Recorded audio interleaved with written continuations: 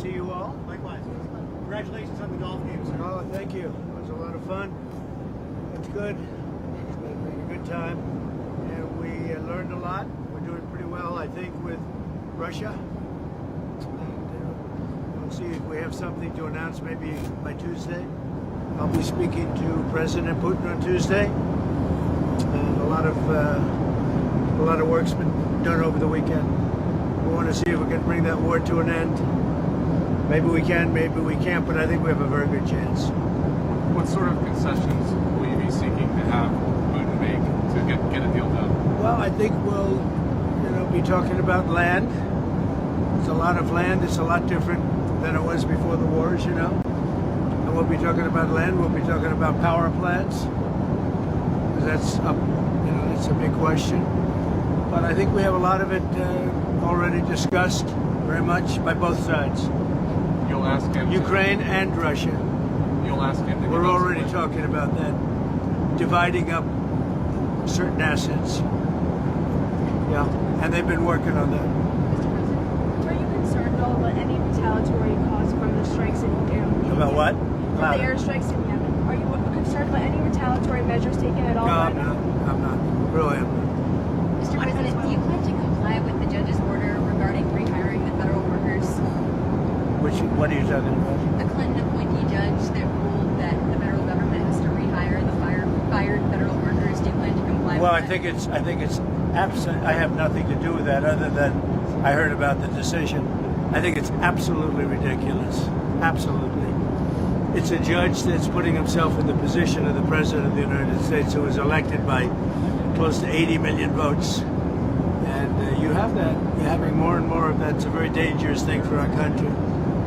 And I would suspect that we're going to have to get a decision from the Supreme Court. But that's a very dangerous decision for our country. And these are people, in many cases, they don't show up for work. Nobody even knows if they exist. And a judge wants us to pay them even if they don't know they exist. If they exist. And I don't think that's going to be happening, but we'll have to see. I don't know. You have to speak to the lawyers about that. Mr. President, did the administration actually, speaking of orders, violate Judge Boasberg's order in sending back the Venezuelan gang members and not bringing them back? I don't know. You have to speak to the lawyers about that. Are you planning to do more deportations? I can tell you this. These were bad people. That was a bad group of, as I say, hombres. That was a bad group. When you look at them and you look at the crimes that they've committed, you take a look. You don't get any tougher. You don't get worse than that. You understand that. So. But you'd have to ask the lawyers, yeah. Sir, there's been some criticism that the Alien Enemies Act has only been invoked 3 other times. They were all during times of war. Do you feel that you're using it appropriately right now? Well, this is a time of war because Biden allowed millions of people, many of them criminals, many of them at the highest level. They emptied jails out. Other nations emptied their jails into the United States. That's an invasion. And these are criminals, many, many criminals, murderers, drug dealers at the highest level, drug lords, people from mental institutions. That's an invasion. They invaded our country. So this isn't, in that sense, this is war. In many respects, it's more dangerous than war because, in war they have uniforms. You know who you're shooting at. You know who you're going after. These are people that came out. They're walking our streets. We have thousands of murderers that Biden and his incompetence, first of all, he's grossly incompetent, but that Biden and his people and his probably auto pen, it looked like we had an auto pen for a president, and we would have been better off if we had probably. But it looks to me like, that's a big subject. I'm sure you won't ask about that, but the whole subject of auto pen, did he know what he was doing? Did he authorize it? Or is this somebody in an office, maybe a radical left lunatic, just signing whatever that person wants? That's not what it's all about. I never use it. I mean, we may use it as an example to send some young person a letter because it's nice. We get thousands and thousands of letters and letters of support for young people, for people that aren't feeling well, etc. But to sign pardons and all of the things that he signed with an auto pen is disgraceful. Mr. President, as markets and consumers continue reacting to tariffs, as markets and consumers react to tariffs, do you have any About what? To create exceptions, steel and aluminum tariffs. No, I have no intention of it, no. No, is this your April 2nd is a liberating day for our country. We're going to be getting back some of the wealth that very, very foolish presidents gave away because they had no clue what they were doing. And April 2nd, I would have made it April 1st, but you know what April 1st is? April Fool's Day. I figured, I don't like doing it, but I made it April 2nd. But it's a liberation day for our country because we're going to be getting back a lot of the wealth that we so foolishly gave up to other countries, including friend and foe. Yes, go ahead. You've talked about the hangover from the Biden economy. Is this your economy now? Certain things are. Certainly tariffs are, which we've already taken in billions of dollars.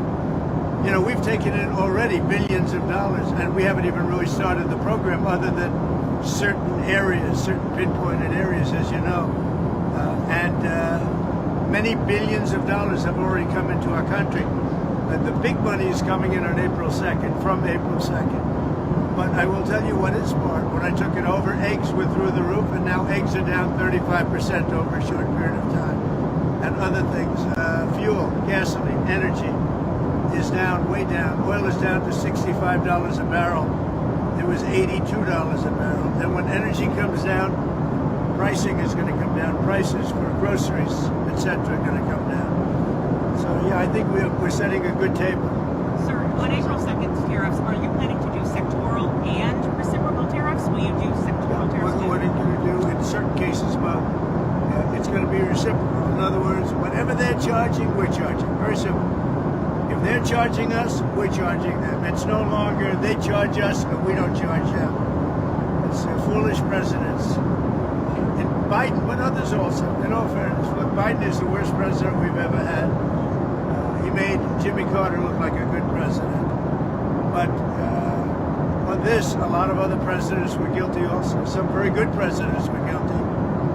They charge us and we charge them.